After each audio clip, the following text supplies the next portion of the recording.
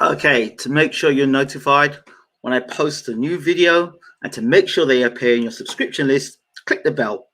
Make sure you click the bell because sometimes YouTube is sneaky and get people unsubscribed, and make sure that you're unable to see these notifications. Just make sure that you can click the bell. Make sure you're subscribed. If you're not already, hit the subscribe button, and of course, check to see if your bell has been hit.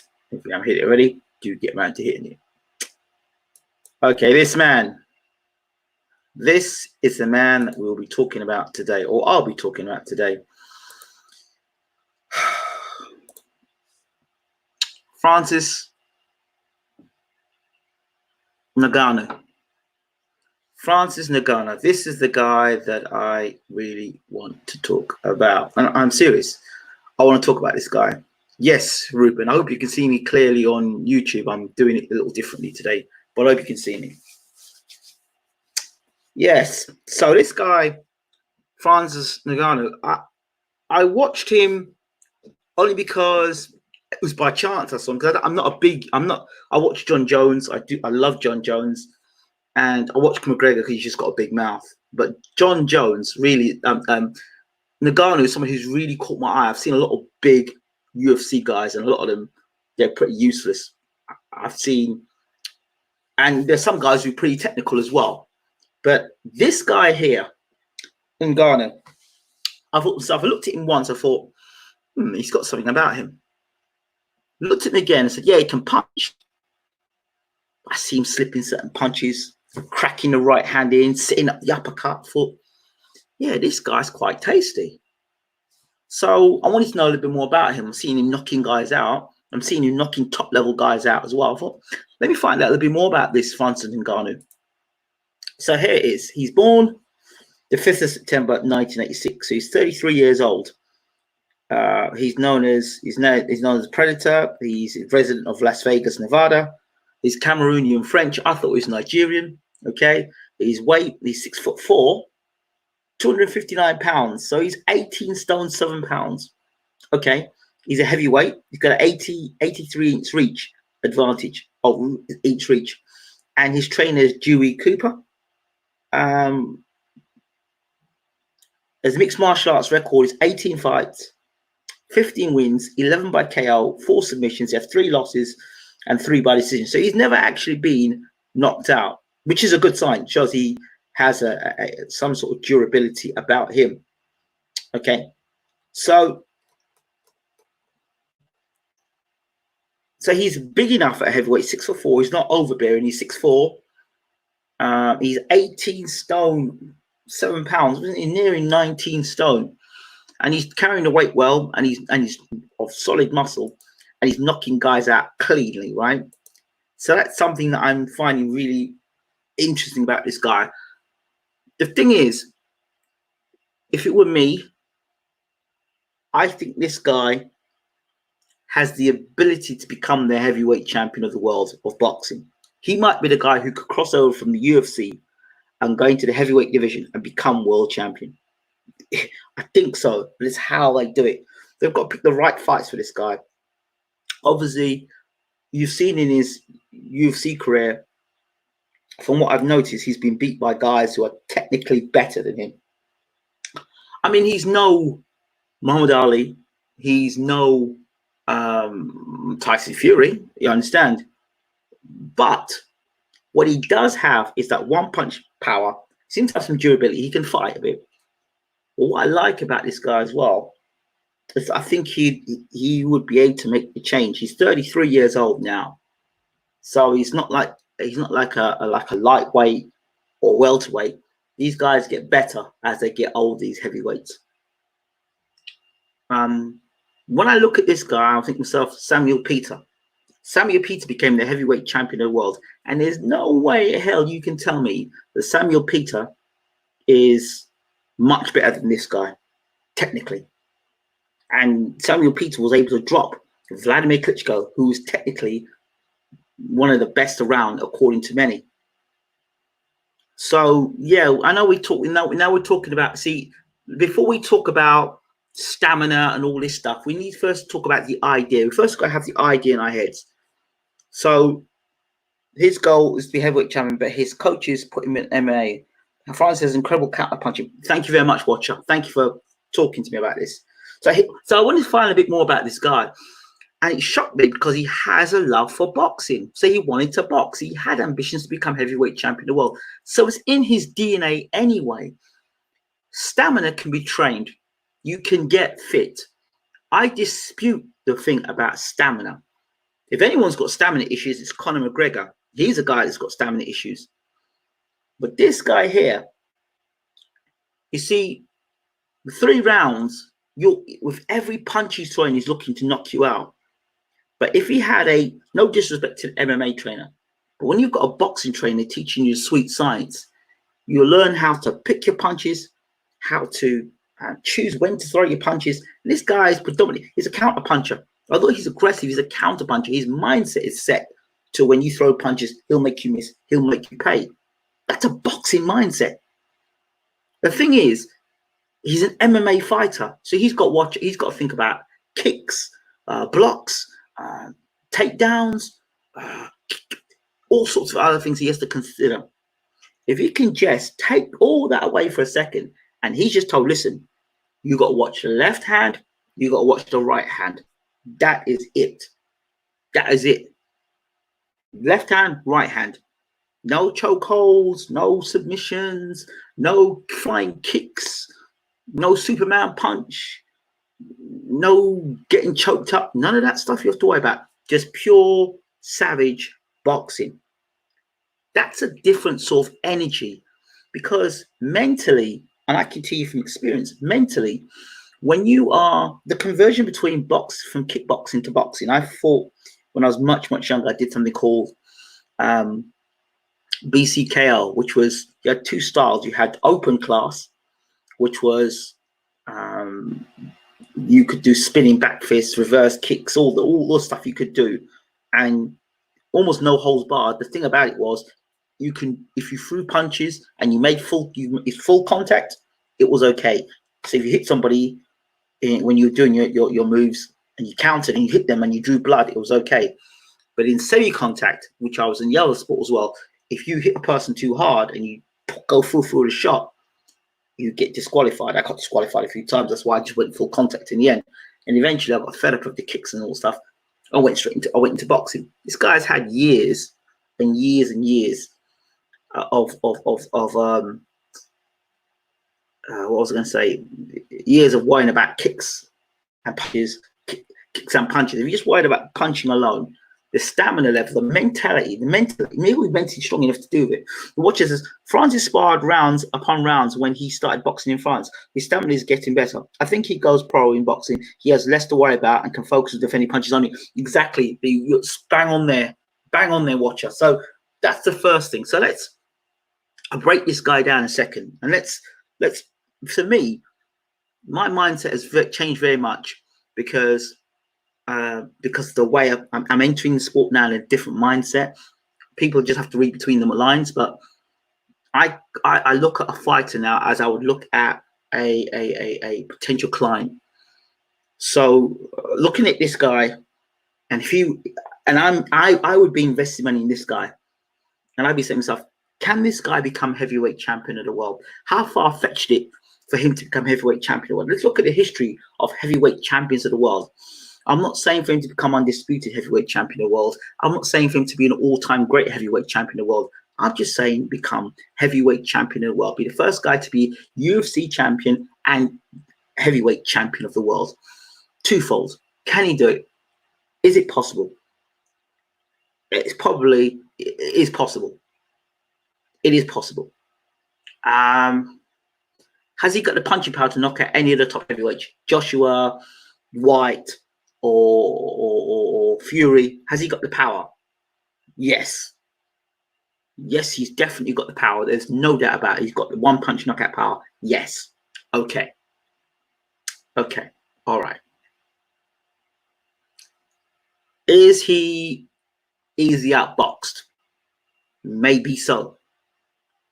Based on the fact that, now I'll stop you there about the WBA regular belt just 1 second, because I'm going to educate you, Ruben, on something.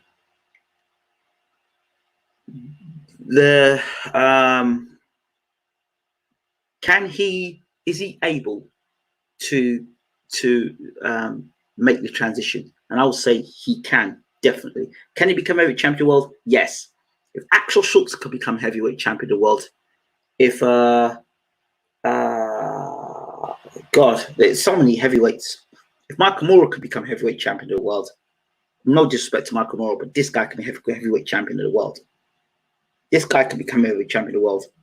Now, WBA regular. I hate when people say the word WBA regular. Do you know why? Because WBA was the first belt. It was the most legit belt in boxing. WBA was the first belt, the most legit belt in boxing. That belt you can trace back the history of. That WBA belt that you're disrespecting, calling regular, is the belt. For WBC, WBA, that was the belt. So don't tell me about no WBA regular belt. If he wins the WBA title, he puts himself in a long history of champions who held the WBA belt, which includes Muhammad Ali. So I don't see no problems with him winning WBA belt. Your analysis is great. People say it's not technical by looking at his last fight bit. That was one performance. Was Povetkin a world champion? I see he was regular. Yeah, he was world champion. Of course, Povetkin was world champion. It's these people who want to make things up and go along with the political crap that's in boxing. Okay? The political crap that's in boxing. You know, as far as I'm concerned, the way I look at it is that Tyson Fury is the undisputed heavyweight champion of the world. How can you say that? Well, technically, no one beat him in the ring, and he won the WBA belt, which means he's won every belt in boxing, apart from that WBA regular belt, which I would like to see him win. So this guy could beat Shah. This guy could beat Shah now. Now. I think if you could set a fight between Mike Tyson and Emmanuel Shah tomorrow, Tyson would beat Shah, but he'd have to do it in the first 3 rounds. That's a very big money fight. There's a lot of money in it, and White would say to himself, "All right." White's come from a kickboxing background, so he can say that with a lot more confidence than most guys in the boxing world. So White he's got 2 mindsets. White can go and remember his kickboxing days, and he can actually go forward and think about his boxing days. So the likelihood of this guy fighting Dillian White is very unlikely unless Dillian White becomes heavyweight champion of the world. Then maybe that fight could happen, but I don't see that fight happening now. I think it's more of an opportunity for Dillian White to really get himself known out there in the UFC world. Do you understand? And make a noise up, because potentially you could see Dillian White make the crossover from UFC into from boxing into UFC, but he still has business in boxing. He still has to become heavyweight champion of the world. All right, so there's a problem there. So that's what I think of Dillian White calling him out. Going back to this guy now, if he had anything wrong with his chin, I think we would have found out already. In the amount of fights he's had and the technical guys he's fought, we would have found that already. So I think this guy, if I will put money on this guy, how would I plot his way to the heavyweight division? He's 33 years old. So there's 2 things I need to do here. I need to be aware that this guy can be outboxed. Get it in my head. And I also need time for this guy to make the transition from boxing, from MMA to boxing. I need to give him time for that transition. But I also need to get him to get his confidence, and I also need to see him progress. So that's a delicate line. I don't want a hype machine behind him, because when you get a hype machine behind him at this point, I think expectations get too high. Why don't he fight this guy? And why don't he fight that guy? Listen, he doesn't have to prove anything. He's in the UFC, and he's having to fight fights and get choked out and all sorts of other things compared to the average boxer. And most people sit behind the screen that would be saying he's ducking everybody. So I don't want to get caught up in all that. For me, I'll take him behind closed doors. I'll look at getting him with a heavyweight trainer. He needs. You see, you see. Every time I talk about, it's this thing. For everything I took positive about this guy, Ruben, you're giving a problem. This is not about bringing a problem. If he's my client, so you couldn't have him as a client. You couldn't have this guy as a client because you're giving him every time there's a problem, there's a problem, there's a problem. I don't look at it as a problem. Oh, you need to give him time to become a 12-round fighter. Well, hold on. I know some fighters now that damn well ain't 12-round fighters. They'll never be 12-round fighters. You know, when the pressure's on him. Like, for example, Amir Khan. How many years has Amir Khan been a pro fighter? You know that if he gets in the ring with somebody who can really punch and can really bang, you know, he ain't going 12 rounds. Yeah, he fought Marcus Maidana, and he was very lucky he didn't get stopped in the Marcus Maidana fight. So that's one example. But what I'm generally saying to you is that we can always look at the weaknesses of somebody. I'm not here to look at the weaknesses of this guy. I'm looking to get this guy to become heavyweight champion of the world. I'm looking to get this guy to become heavyweight champion of the world. This fight, this is about business. It's boxing is like seeing a pile of snakes on the ground, and you're having to build a bridge that's high enough to get across the snakes to get to the other side. If you look at it that way, I've got to find the best way to get my client in the sport and out the sport without taking unnecessary punishment. I don't care what the fans think. I need to get you in the sport, get you make as much money as possible, get you to the promised land, get you the heavyweight championship, and get you the hell out of the sport. We're fighting. I don't care if people say, oh, well, he didn't fight the best. He didn't fight this. All I care about, heavyweight champion of the world. That's it. He was regular belt. He was WBC belt. He was WBA belt. He wants the IBF belt. I don't care. As long as he wins a version of the heavyweight championship of the world, and he can put next to his name, heavyweight champion of the world, and he has that belt on his waist, I don't care. That's my job, getting heavyweight champion of the world, right? Certain fights, obviously, I would certainly make him avoid. Tyson Fury is a fight I would definitely push him aside. You don't want to be anywhere near Tyson Fury because yes, you're 6'4" and you can punch, but Fury is a guy that not most heavyweights don't want to fight because his movement, his awkward ability. He'd stick a jab on this guy Francis, and it would be the end of that. So he's bad news. The only time I would put Francis in the ring with Tyson Fury is in a big money cash out fight where I said, you know what, you got nothing to lose, buddy. You've become heavyweight champion of the world. Here's your chance. Just go for it. And I'll tell him, you know what, just train to go out there and knock Tyson's head off and just hope you can do it. Because the likelihood of that happening is slim and none. And Slim left town years ago. So, yeah, you see, you have to be realistic. You have to be realistic. Guys who I think he's done has a good chance. Now, with the Anthony Joshua fight, the only thing I'll say to that in that situation is hit Joshua on the chin. But that's easier said than done because Joshua is, say what you want about Joshua, he's got a decent enough jab and he can box. All right. If Francis can step to Joshua and he's got a way that he can close the range down and get on top of Joshua and throw them big bombs, he may stand half a chance. But for a guy like Joshua, I don't know.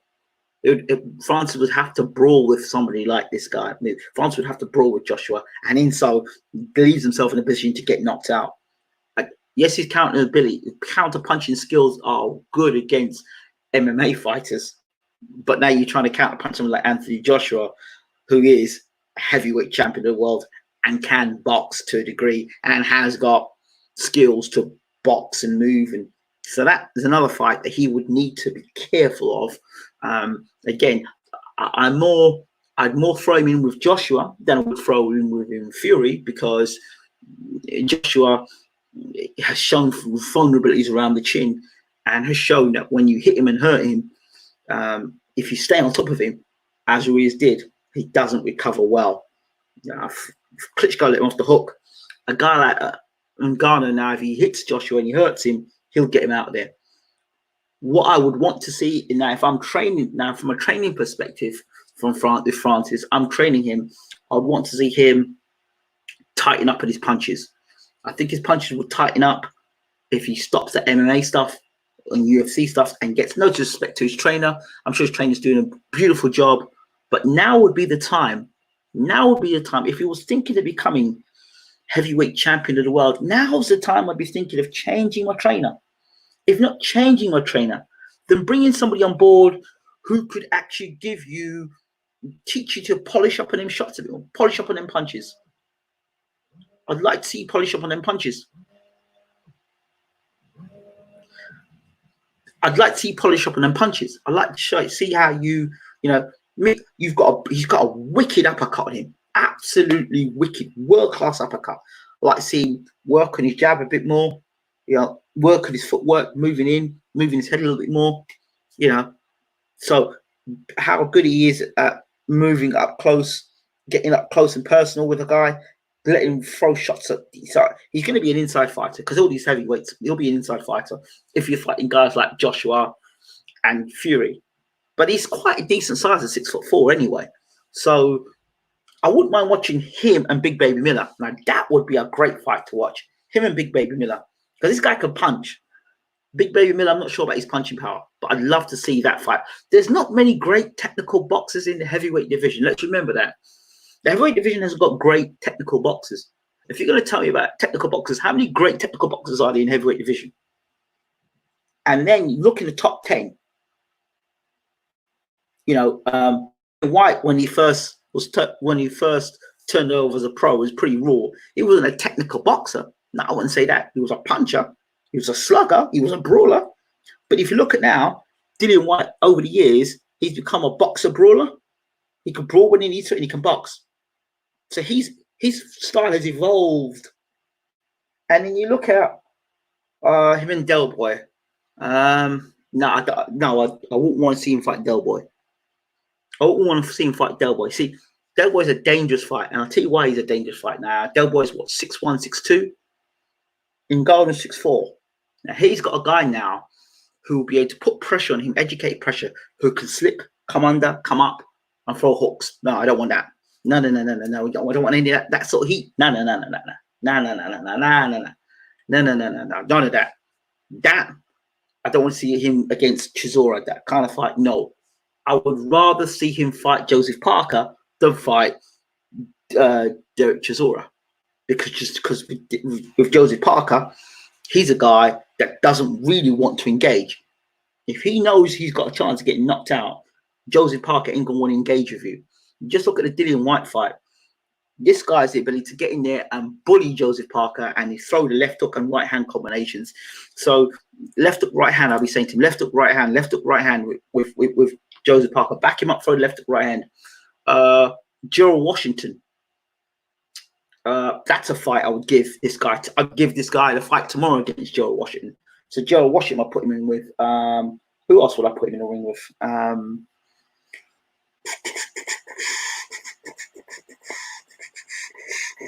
You think in the heavyweight division? Dillian Whyte fight again? No, I would not stick him with Whyte. Dillian Whyte can box and he can brawl.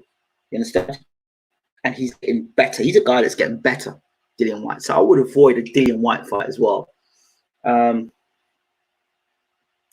avoid a Joe Joyce fight. Again, Joyce has got a nice jab, good fight. Guy, anyway, he's got good boxing fundamentals.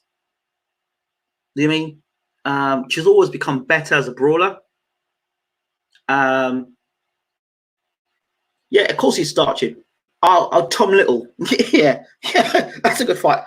I want to talk about Ngannou versus Wilder. I do want to talk about that. That's a good point there. Ngannou versus Wilder. I want to talk about that. But see, Wilder again. People are knocking Wilder. Wilder knows distance. He's got a nice jab at him. He's got a big right hand in him. He knows how to time you with the right hand. I wouldn't want Ngannou to be fighting Wilder. No, Helenius as well. No, Helenius. Helenius again. Big, tall, long, uses the jab well, has a good right hand, throws up. No. Them type of guys, no. You're talking about guys who've got deep amateur backgrounds or good amateur backgrounds, Olympic gold medalists, world championship. No. We want to avoid that if possible. No, we don't want that. Not for this guy. You see what? Manuel Shah, yeah, we'll take that on. We'll have a bit of that. Give me Manuel Shah. And you know what? Let me go for the top 10 heavyweights. Let's have a little bit of fun with this. Top 10 heavyweights. And it's not disrespecting any of the heavyweights. It's business, right? Top 10 heavyweights.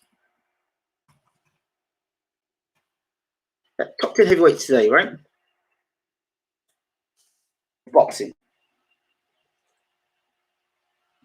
No.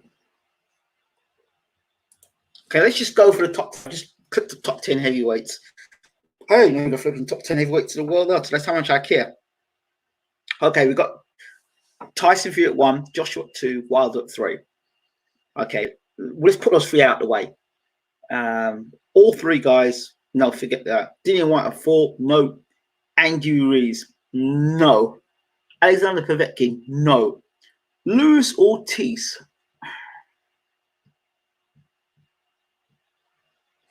Ortiz is technical, but I don't think Ortiz has got the greatest chin in the world. I've always said that. I think he was hiding his chin because he wasn't fighting guys who punched him back. So I will take a chance on Ortiz simply because of his age. Luis Ortiz, I will take. Kubrat Pulev, no. Forget Kubrat Pulev. Jab, right hand, good boxer, no. Usyk, slip that, completely no. Michael Hunter, no. Robert Helenius, no. Derek Zora, no. Charles Martin.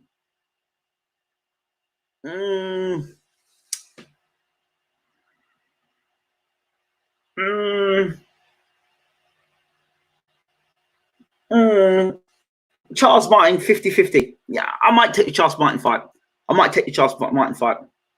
Oscar Rivas. Herkovich. No. Joe Joyce. No. Dubois.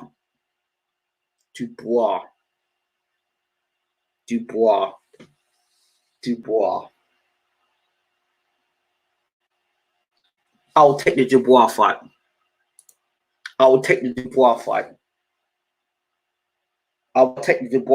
Yes, I know. Latvinda, good to see you. I will take the Dubois fight. I'll tell you why I take the Dubois fight. Because Dubois hasn't fought anybody of note yet, to me, that's made me think, yeah, I've seen his boxing skills under pressure. And I've seen he's got a nice jab and a good right hand and a good uppercut. I looked at a Richard Latte fight.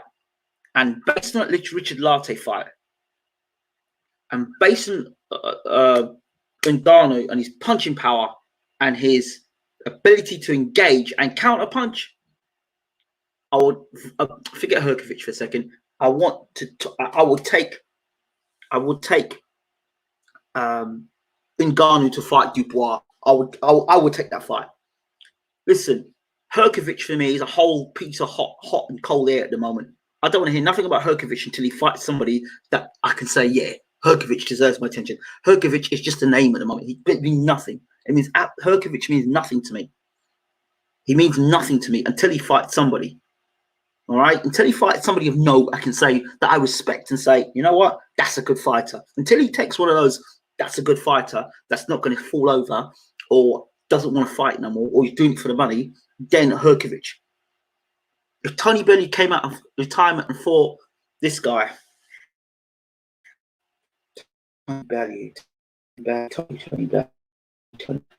think Bellew's a myth.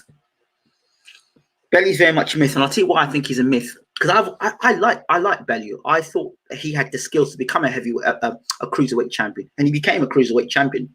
The thing is, Bellew is a myth. We really don't know how good Bellew is at heavyweight, because if you look at the David Haye fight, now we know that David Haye couldn't put full power in his punches because he didn't have a leg to stand on, so to say. And his dynamics to throw punches, if you've got no leg to stand on and you're trying to throw punches, there's no way you're going to have the punch power to land the explosive way he did, like when he fought, what's the guy he fought? There's a few guys he's fought. He blasted in a couple of rounds.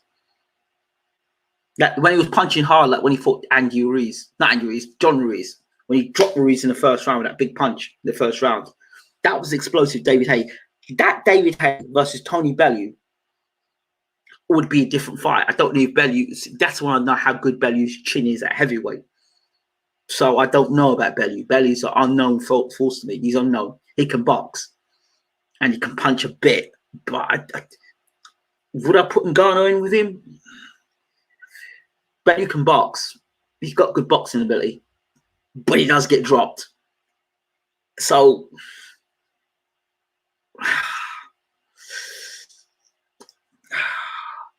Dangerous fight. Just because Belly's got boxing ability. Belly can do the 12 rounds. Really? I don't know about if it's telling Belly's real punching power, because hey, let's be fair, Hay didn't have a leg to stand on, which means he's unable to move out of way of punches he normally would. And Hay was at the tail end of his career. I would like to see the night Hay for Enzo Macronelli. Give me that David Hay against Tony Bellew. Then we'll have a conversation. This is what I'm saying to you, on one leg. So, I think I'd put Ngannou in with Bellew. Yeah, I would. I'd put him in, but it wouldn't be one of the first fights he'd have. But I'd put him in the ring with Bellew. But you know, I would say, but it wouldn't be one of the first guys I'd be looking at. Let's keep going for the heavyweight division. Dubois, yes, I'll take that. Adrian Kawanaki, yeah, absolutely. Without a shadow of doubt, I'd take Kawanaki. Absolutely. Yes. Ajagba. Yes, I would take Ajagba. Yes, I would take Ajagba. Dominic Brazil. Yes, I would take Dominic Brazil. Otto Volley. No. Gerald Washington, absolutely. Hughie Fury, absolutely not. Not Bacole. I don't know. No. Yoka, absolutely not. Junior Farr, I don't know. Simon Keane. Has he been beat already? He's been KO'd, has he? Stop. He's been beat once. So Simon Keane, yeah. So that was the top 30 in the heavyweight division. All right. But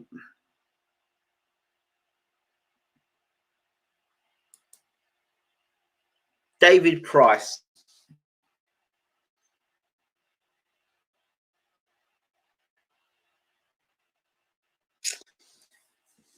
I don't know. I think a lot of people will saying Otto Wallin will be tough because of what he did against Tyson Fury, but I think that is retrospective.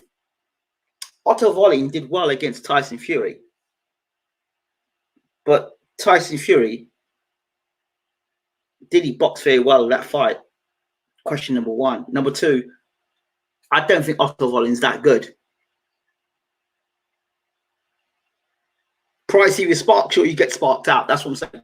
The Price fight, I don't know. I like the way Price was able to outbox Dave Allen. I like that. I thought he could have done a similar thing with Chisora. Keep him on the jab, crack Chisora right hand, hit Chisora, the uppercut. Same old David Price, wasn't it? There's a certain type of guy that beats David Price, you know.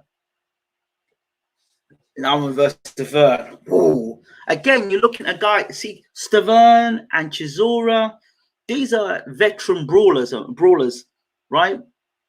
And with him, this is a dangerous fight for Ngannou. Just like I said, it was a dangerous fight against Chisora. Guys who short and roll and get inside. You know what I mean? That means Ngannou's going to have to use a jab and keep him. Thank you so much. He's got to keep a jab on. He's got to have to be able to keep guys like Stavern on the outside. Remember, people look at the Wilder fight with Stavern. Wilder was able to keep the long arm out and crack him with the right hand. Right? Stern and it would be difficult fights, I think, for Ngannou because of the pressure. They're coming and rolling inside and throwing hooks. I don't like that style for Ngannou. I like a guy who can stand there, and not try and do anything too fancy, slipping and rolling. No. Them kind of guys I don't want Ngannou anywhere near. So yeah, and Stern hits hard. I don't want Ngannou anywhere near them type of guys. You know what I mean? Stuff the Chisora and stuff. No. Keep well away from them guys. And the guy who's that's what I like. Joseph Parker. I like Daniel Dubois. They'll stand there. They'll give you opportunities. Joe Joyce not so much because Joe Joyce has got the good boxing fundamentals of the jab and the right hand and uppercuts and Joyce is a good Joyce. I said he's like the British George Foreman. I keep saying it. Yeah, he can fight. Oh, definitely. Oh, yeah. All day and all night. Repeating a human punching bag. Oh, you fight Koshan. Oh, yeah. He can have that. His first fight coming into the UFC, coming into boxing. Take that first fight. Definitely. Definitely. Definitely. So I think the whole Otto Wallin thing is, again, it remains to be, for me, I'm not convinced that he's the great fighter that everyone says he is. I think it's just he put on a better performance than expected against Tyson Fury, because Tyson Fury probably underestimated him and didn't think he was that good. Like most of us didn't think he was that good. And when you get in the ring with a guy that you don't think is very good, then Jim Watt used to say years ago, the worst time that you can't prepare for a war when you're already in one. So you just got to deal with what you're dealing with at the time. So Tyson had to use all he had to get himself out of a tricky situation against Otto Wallin, right? Had Tyson known how good Otto Wallin was, I don't think you would have seen that performance.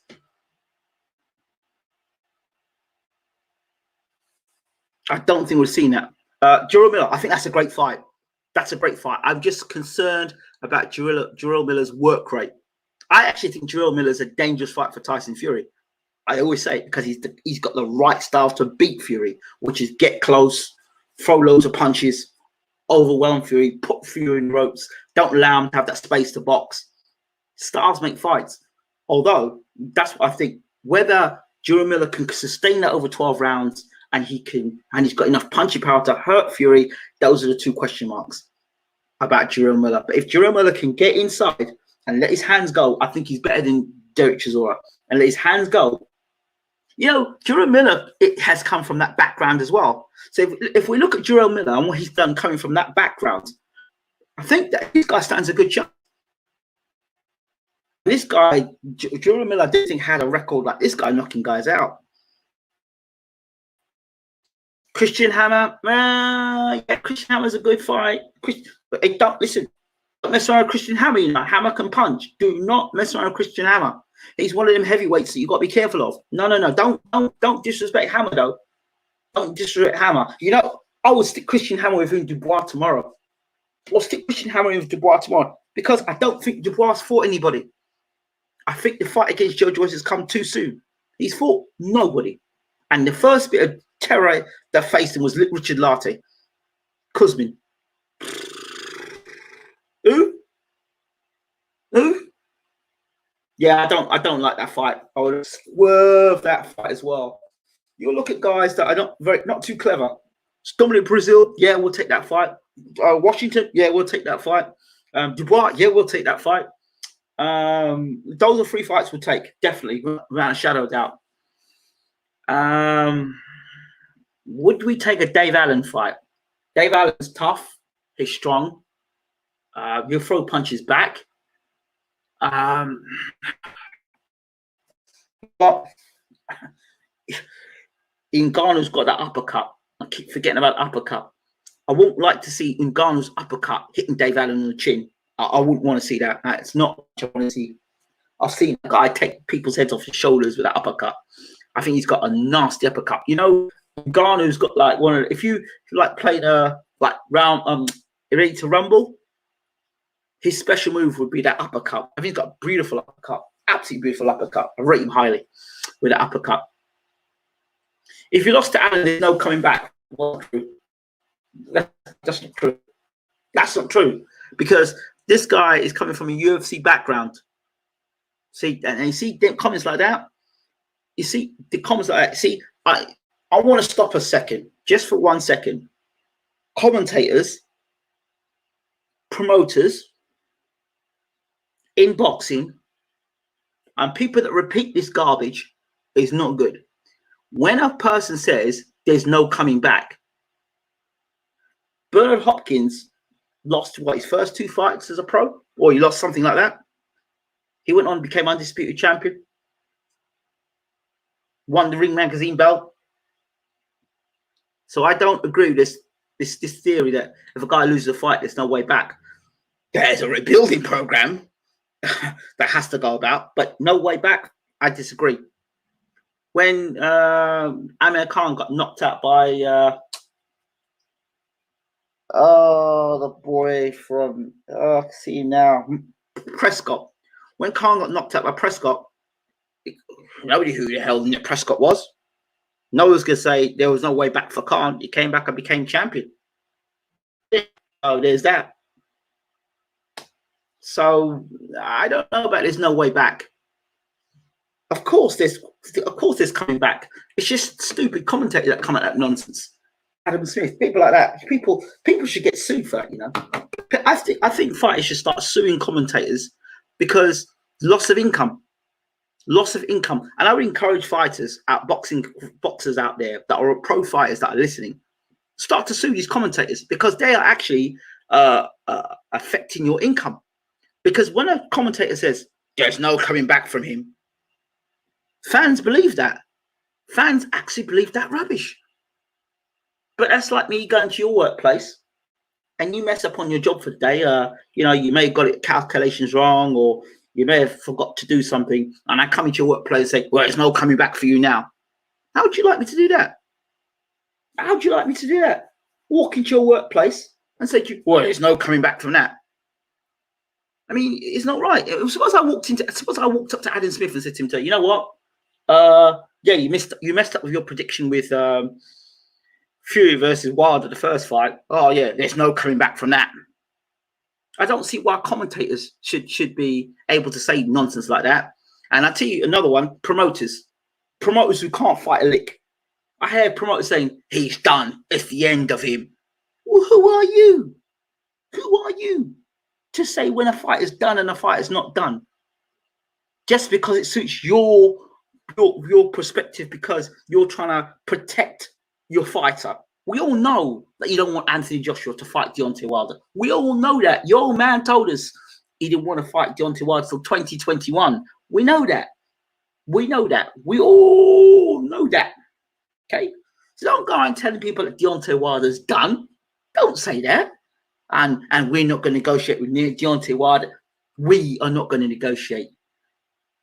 Don't say things like that. Good idea, but the commentator would just hide behind his freedom of opinion. Yeah, but his freedom of opinion is impeding my ability to work. You're slandering my career because you've put an end to my career before it's even begun, or you're putting an end to my career before it's ended. So think about that for a second. Then it would stop. Because look in the UFC. And let's go on to this a little further, which I might as well go into why I'm here.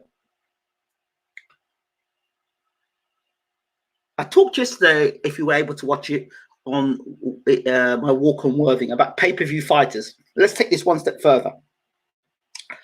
Somebody asked me a question. I think it was like Vinden, and me asked a question about DAZN and their financial situation.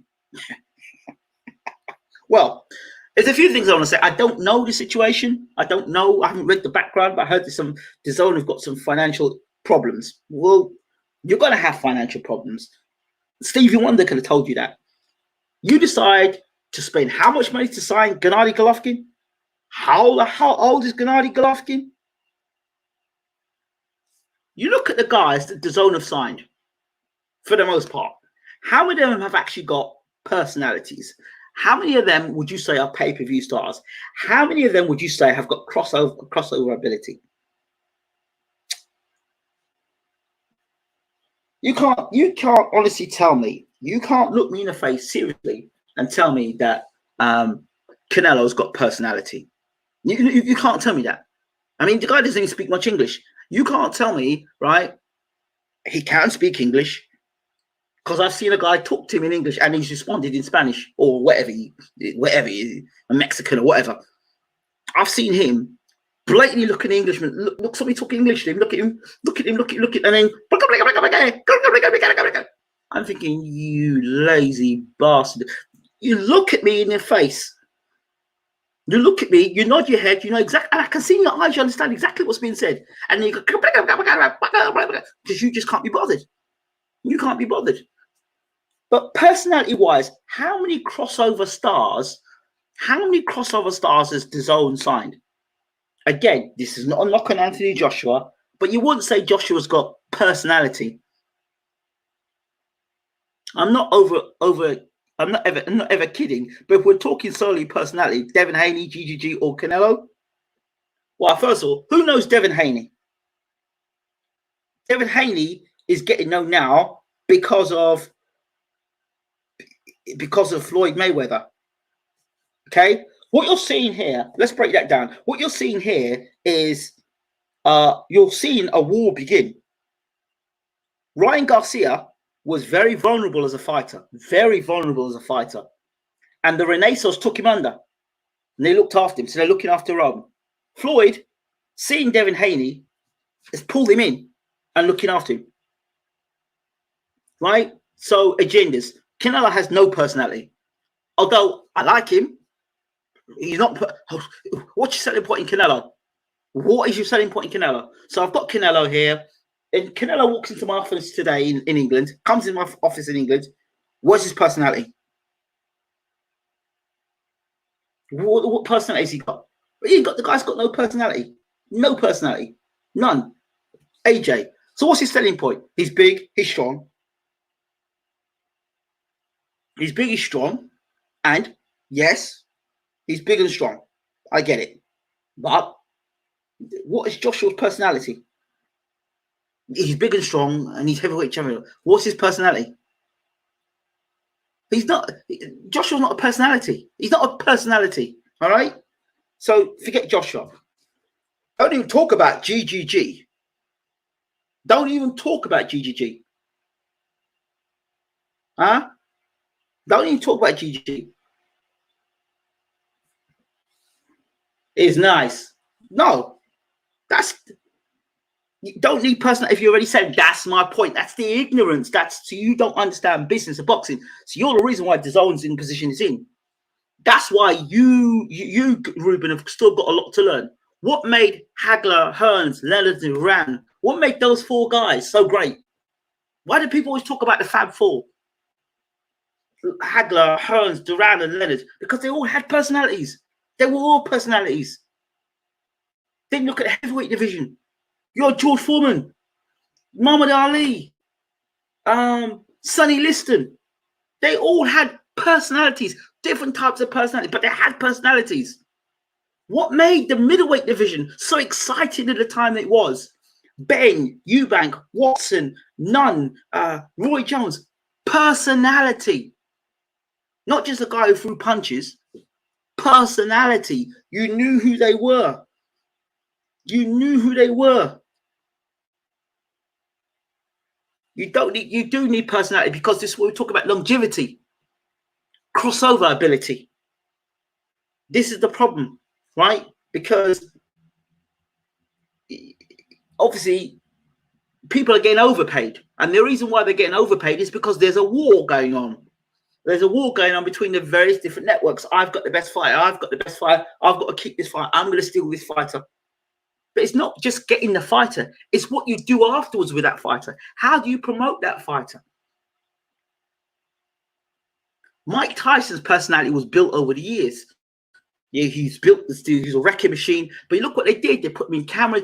They did different things with Mike. Pacquiao is what you call a personality with crossover. You can see Pacquiao boxing. You can see Pacquiao playing basketball. And you see there, another boxing, basketball. You could see he had crossover ability. When Shaq was playing basketball, a basketballer went inside the boxing ring. Of course, he's big, but when he fought against, I think he fought Oscar De La Hoya and he fought Shane Mosley. That's because of personality. TV shows. Deontay Wilder, he's got personality. These guys have got long-lasting. They've got personalities. They can say something outside of, I'm here to win. I'm going to knock you out. You know, it's been the best training camp ever. You know, and the people have got the natural. You gravitate towards them. Boxing doesn't have a lot of personalities anymore. It was all about the grab, the money. They don't try to get. I know they're trying to get Wilder a long time ago. I know they're trying it. I know they're trying it. I like Canelo, but he ain't pay-per-view status. No, not the way he's been cherry picking. No, he's not pay-per-view status. Come on. Yeah, they matter in terms of long lasting. This is what I'm talking about. And by the way, When you've got a long-lasting legacy, right, and you've got personality, people will roll with you. People will roll with you. The UFC have got a lot of personalities there. The best fight the best, and people come back to watch more. Boxing, there's no connection with some of these fighters. They get beat, who cares? Move on to the next fighter. There's no loyalty. There's no commitment. Yeah? As soon as a guy gets beat, let's move on to the next flavor, the next fashion. There's no commitment there. There's no relationship there. Right? So you've got to build the fighter, build the affinity, build the relationship with the fighter. Understand? Build the relationship with the fighter. So see what the fighter does outside of boxing. So pay-per-view, if you sign guys like GGG and pay, look at some of the guys they signed. GGG, no personality. Danny Jacobs, no personality. Who else? Canelo, no personality. That's 3 guys already. DAZN, no personality. Devin Haney, he's DAZN, right? Good fighter, good ability. Who knows about Devin Haney? He's gonna get some thing now because of with Mayweather. But why are these guys not getting traction? Yes, I'm not doubting they can fight. But okay, you're a boxer. You're meant to fight. And so the model of pay-per-view, you have to have more than just I can fight in this day and age. You have to be a crossover star. I have to be able to take you like Anthony Yard has got personality. The guy can box a bit, you know, but he's got a bit of style, a bit of class. You see him in different things, doing different things. I like that. I like to see fighters. Jesse Vargas has got personality. Jesse Vargas has got, and he's from Chicago, isn't he? So he's got personality, and he's got something about him. Do you know Jesse Vargas has got something there? Gabe Rosado, he's got personality. The Charlos, they've got personality. Do you understand? People with personality. Let me think who else.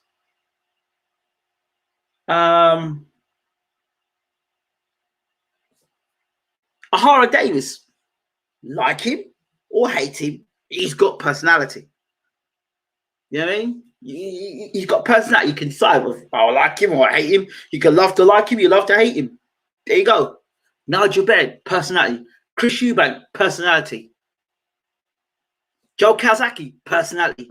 Carl Froch, personality. They're pay-per-view stars for you for different reasons. Do you understand?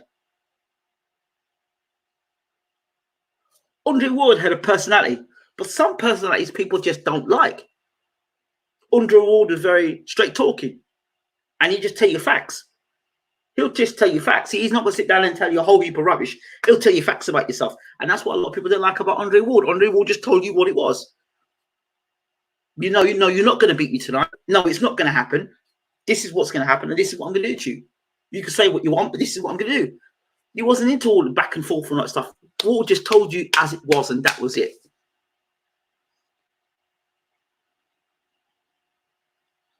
Tank, I'm gonna put this on record.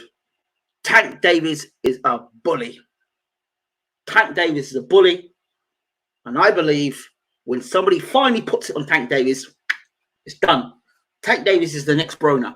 That's what I think. Unless somebody gets that boy in hand, he's next Broner. Sorry, because I don't think he's a superstar. I think he's a good fighter, a good boxer, puncher boxer, decent. He has the makings of a star, but he's not a star. He's eating out the bowl of a star, but he ain't a star. He is not a star. Okay, he's not a star. Usyk has got personality. Okay, he's got personality. He doesn't speak the greatest English, but he's got more personality than GGG. He's got personality. You know, is he the weird guy? He's a funny guy. He's the guy that's going to come up and do that. You never know what Usyk's going to do. Usyk's got personality. Derek Chisora's got personality. Dillian White's got personality.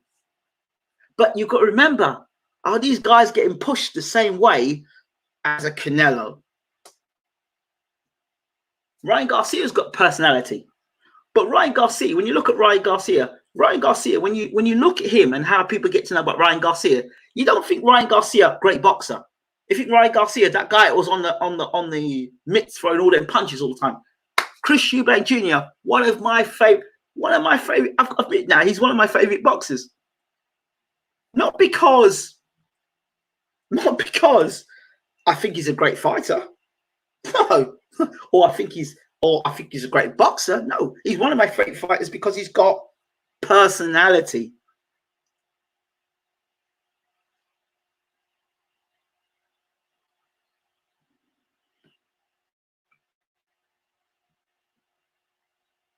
Personality.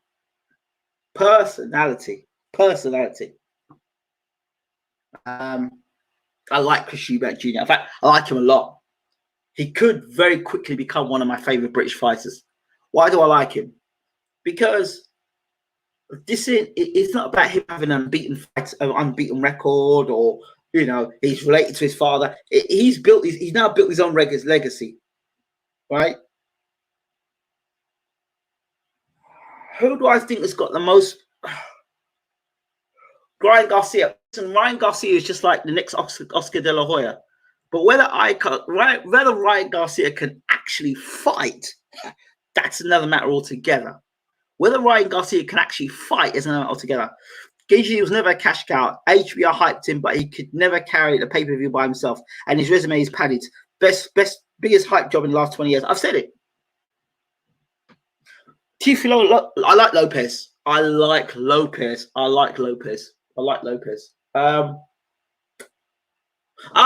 know a guy who could do it. I'm going to bring a few names up. First guy I'm going to mention, his name is Berlanga. Look out for Berlanga. Berlanga's a big puncher. He's been on our show before. He was under Holyfield Promotions, Real Deal Productions. And Berlanga, I think he's got great personality. He's going the right way. And I think he'll sign soon. Sean Porter. Yeah, of course. Sean Porter's got personality. Exactly. I told you. Superstars eating at tables who have never. What have you? So, when I say to you, and I ask you the question, pay-per-view star. Okay. So, who's he for and who's he beat? Deontay Wilder made a very good statement the other day. He went, name me how many Hall of Fame fighters has Mike Tyson beat? People going, oh yeah, Larry Holmes, da da da da da da da. He said, name me the two. And he came up with two. Evander Holyfield and Lennox Lewis. And they both kicked Mike's ass. The end. Mike's personality of being the baddest man on the planet. Again, you could rip that to shreds because I've said it before and I'll say it again. Who did Mike Tyson actually beat to become the baddest man on the planet? Because there's got to be a previous baddest man on the planet to be the baddest man on the planet. Like you got to be the best to beat the best. You got to beat the best to be the best, right? So how did he become the baddest man on the planet? I don't get it. I've never understood it about Mike Tyson.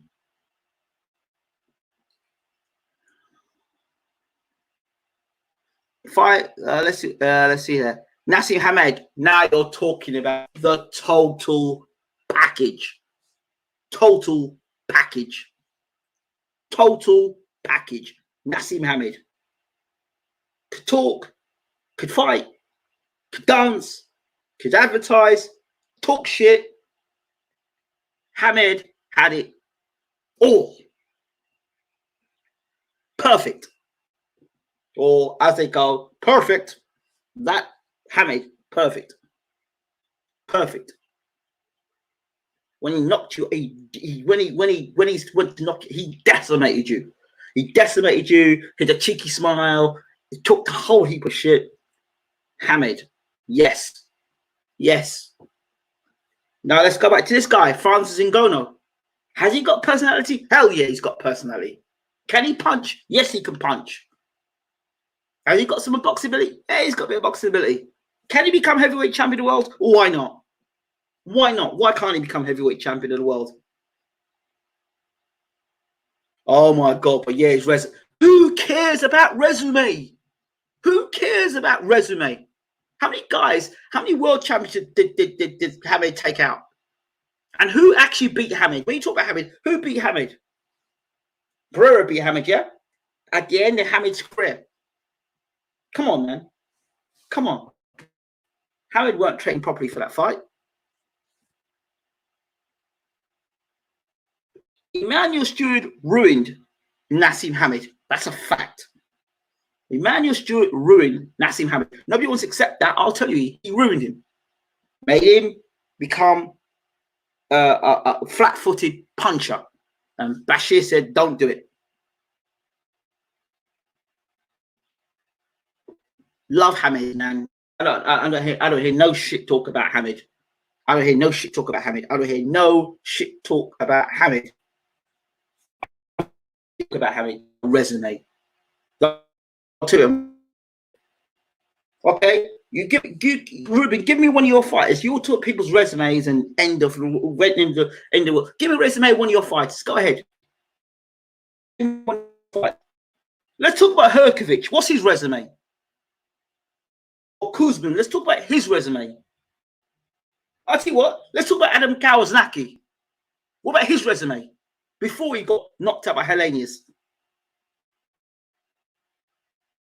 Yeah, Tyson's, but then even with Mike Tyson's resume, yeah, even with Tyson's resume, people don't look at Tyson's resume. People don't look at Tyson's resume. People just see a guy, Mike Tyson, knocking people out. That's it. That's why people are now coming back and saying Mike's going to come back and shock the world. They don't look at Mike's resume, because if they looked at Mike's resume, they'd be handing their hands in their head and going like, "Oh my God, what are we doing?" If you actually looked at Mike's resume, coming into 53 years old, you would put both your hands in your head and you would go, "Oh my gosh, what is he doing?" So, Ruben, and all the people out there at the moment, if you actually look at Mike's resume, like the last 3 to 4 fights,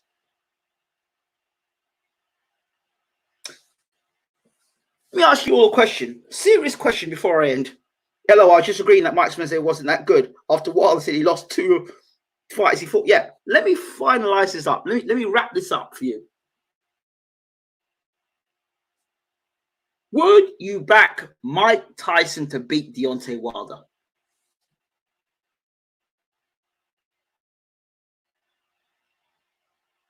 Resume talk is over.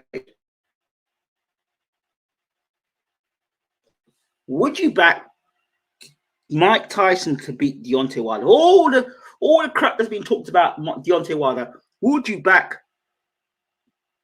Mike Tyson to beat Deontay Wilder?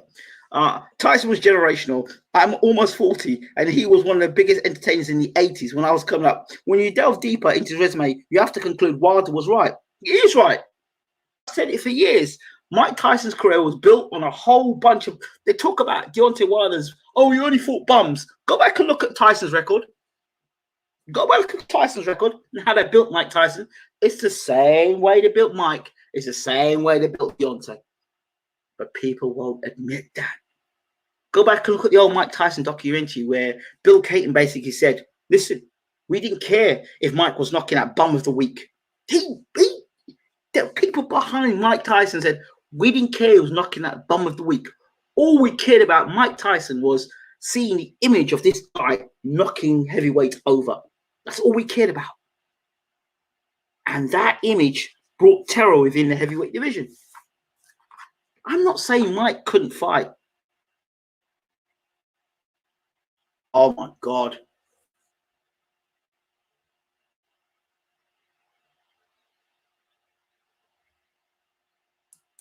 I would not back Mike Tyson to beat Wilder. Number of reasons. But Wilder would beat Tyson, Douglas. 86 Tyson, maybe as well. Oh, 86 Tyson. Tyson for Frank Bruno.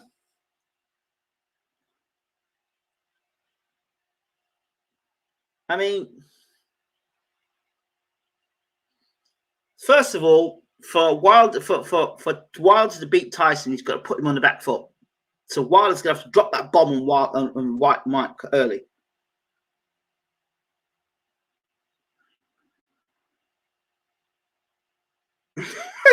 Bias. Mike could fight, yeah. Of course, Mike could fight. Mike could fight, yeah. If you allowed Mike to fight, Mike could fight. Mike could fight going forward. Mike could never fight going backwards. Mike can't fight going backwards. That's why you watch Evander Holyfield. When he fought Mike, he was always walking Mike back and tying Mike up. The way you've beat Mike Tyson is when, and I'm not suggesting I could beat Mike Tyson for 1 second, but the way to beat Mike Tyson is that when he wants to fight, you box. And when he wants to box, you fight. That's how you beat Mike Tyson.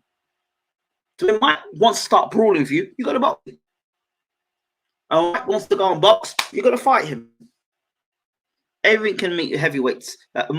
With the heavyweights, Mike beats Wilder up close with those monster hooks. We're talking 21. Mike at 21 years old, because I have to ask the question: those monster hooks did nothing to Kevin McBride. Kevin McBride was still there, and that is the horrible truth. Kevin McBride was still there. Tony Tucker was still there. Bon Crusher Smith was still there.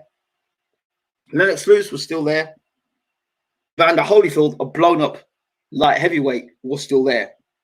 So Mike hit so hard he couldn't get rid of Evander Holyfield. But James Toney could knock Evander Holyfield out. John Ruiz could knock down Evander Holyfield. Burt Cooper could drop Evander Holyfield. But Mike Tyson couldn't knock out Evander Holyfield, and had 2 fights to do it in. Mind you, Lennox Lewis could knock out Evander Holyfield either, or drop him. Who would I back?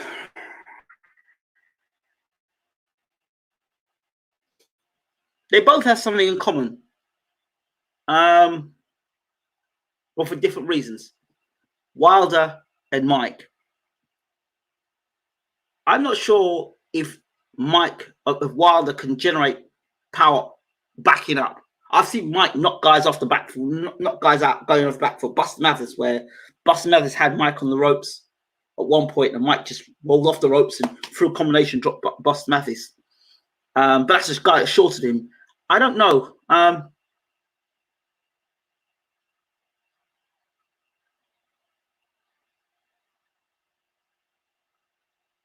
I think Mike's knocked Wilder out. I think Mike knocks Wilder out, but I don't think Mike's going to get. I don't think that Wilder's going to get the chance to be able to get the time to get the left jab to land the right hand. If you look at all Wilder's knockouts, they've all been times where the guy stood there and he's been able to time it and then boom, drop the right hand. I just don't see how. I just don't see how Wilder drops that right hand on Mike. Now Wilder punching down to Mike, who's 5'9", 5'10", right? And Mike's coming up. And Wilder's got a horrible habit of overstretching and overreaching. I think Mike catches Wilder one of them shots and knocks him out. I'm sorry. I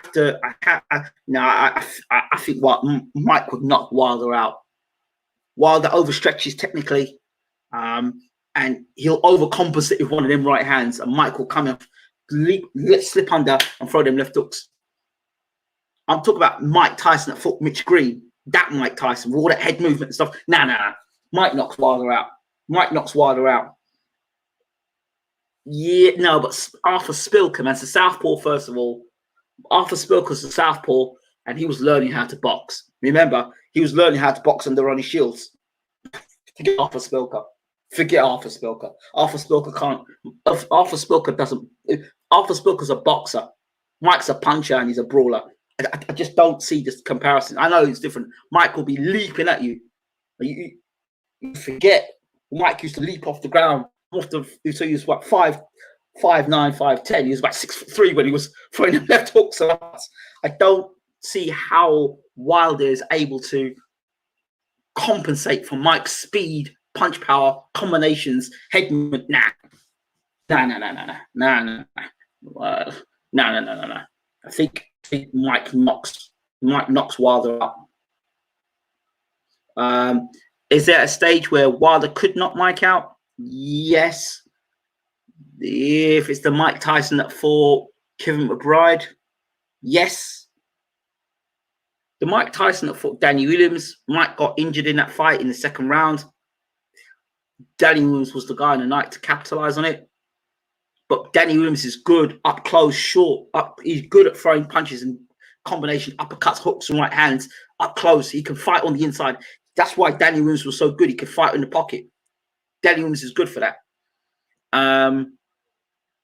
So no, I don't think Wilder is good on the inside like that. Well, you say we'll never find out if Wilder will take a fight with Mike Tyson.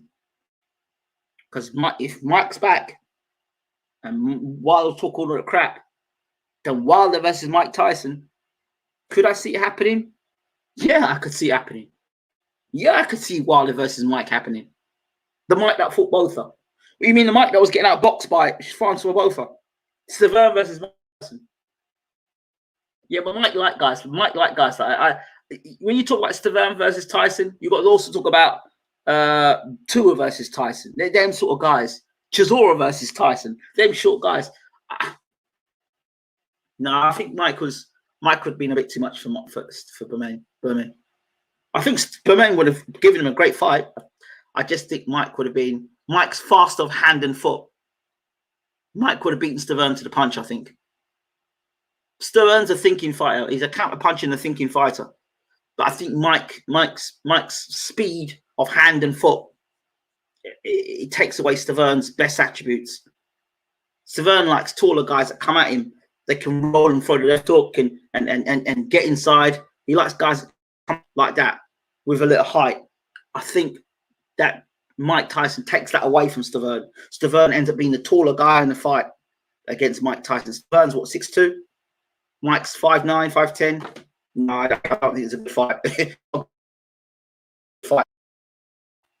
Now, Francois Botha, to be fair, Francois Botha was outboxing Mike Tyson until he got nailed with that hell of a punch, as Botha said. So, this has gone on way too long. I didn't expect to be talking this long. I was only meant to be talking for like half an hour. So, yeah, this stream has gone on way too long. Way too long. Way too long. But, yeah. I hope you're enjoying these streams. I want to go back to something that was said earlier on. This has been a good stream, by the way. Got to tune in more to these. Yeah, when I do them, it's great to have you in the room, watcher. You know what? There are a lot of people on, as you know, that are all subscribed to the channel. But when I see your name come up, watcher, every time I see the name, it comes up. It's almost like I get a moment. I just want to let you know that, by the way. No disrespect. I'm just saying it. It just spooks me out every time I see it. But yeah, Mike was 5'11". Yeah, somebody corrected me and said Mike was 5. You remember Mike was short. He was about 5'9", and he said he put like 2 or 3 inches on his boots to make him taller. That's what I understand. Yeah, if you're similar height to Mike, can't really be a patient fighter. You're always in range to get whacked by Mike. I know. Off topic, what do you think of Kell Brook lately? Bob Arum recently said that he's blown up in weight and can't make 147. Crawford Brook negotiations led nowhere, according to Brook. Bob. Because remember, Brook didn't want to fight at 1-5. He didn't want to fight at 147. He told Eddie he didn't want to fight at 147, but Eddie kept telling him to come back at 147. Brook has got no career at 154. You know that. He has got no. I've just contradicted myself there. He's got no career at 154. What if he has? He's got a career getting beat up real badly at 154. I thought at the time where he was going to fight that fight with, I thought he should have moved up, vacated his belt, avoided Errol Spence, and fought Gerald for the light middleweight title at the time. Eddie Stavern. Oh boy, yeah, another great stream. Eddie Stavern. They should have fought each other instead of Canelo and GG respectively, in my opinion. Yeah, Kell Brook and Khan. Who cares? No offense. I don't care. I don't care. I don't listen. Two guys I don't care to see fight again. Two guys, Kell Brook and Amir Khan. To me, they're both damaged goods. I don't care about them. Brook had 2 defenses versus the midget and Yo-Yo, and useless Dan. I think the dude's a joke as a rated fighter. At least Khan made some effort. But you blame his promoter for that. He was more interested in milking out arenas. I remember when Keith Thurman used to ring my house, and he kept saying, yeah, man, I see Kell Brook as a legitimate threat in the division. I would love to see how Keith Thurman and Kell Brook would have fought before they decided to take that fight against GGG. Clinton Wood had 10 IBF defenses, 2005, 2008, and no one in UK boxing even knows him. F. Kell Brook. I love Clinton Woods. Love Clinton Woods. Love Clinton Woods. Fighter. Very underrated fighter, Clinton Woods. I would actually like to see a fight between Clinton Woods and Joe Calzaghe. I would like to have seen that fight because Woods could box. Good chin. The fight would have to be at light heavyweight, though. It cannot be a super middleweight. Clinton Woods at light heavyweight. Clinton Woods is too weak at light super middleweight. Love to see him at light heavyweight.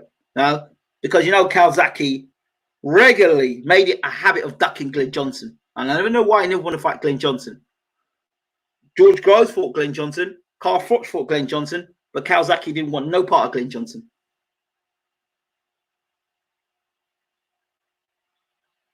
I'd love to see that fight. Khan's career is certified now. Kell's still wanting out his career, and he's not at the same level. Well, you can blame his promoter for that. They should never fought the GGG fight. Yeah, he should have fought GGG. His career took a nosedive after. Damn shame. Woods would have out it on Calzaghe. I'm not a Khan fan, but at least the guy tried it. Yeah, of course he did well. Khan did well. You can't knock Amir Khan. He went in there and he had a fight and he did what he had to do. You know what I mean? And the guys he got beat by some good guys. So, you know, for no one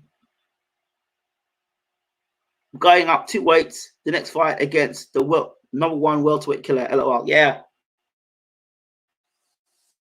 Yeah, he did. Brooks' career was ruined. He was ruined. I'm sorry.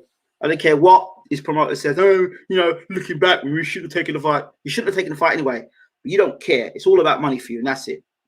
So that's why I look at it. I don't want to hear any excuses afterwards. Manny Pacquiao was on Lewis Tyson undercard and was champion back then. What a legend Manny is. Manny is a legend. See you next time, watcher. Let me see. I think somebody said Prince. I think it was Prince that said to me that he liked the stream. Yeah, well, I'm going to go back today and I'm going to finish the stream off today. I'm going to finish this in a moment. I've got to do a few things.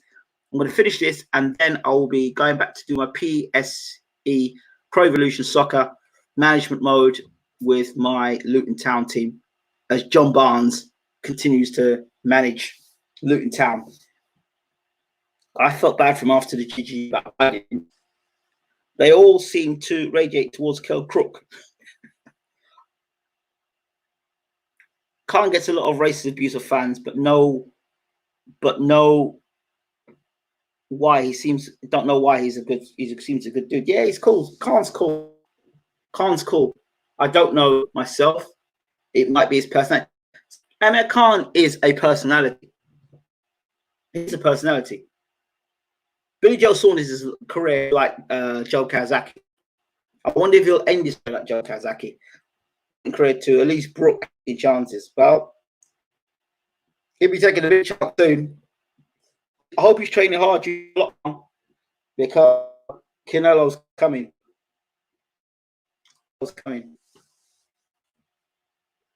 Right, let me get out of this room now. Thank you all so much as always for watching.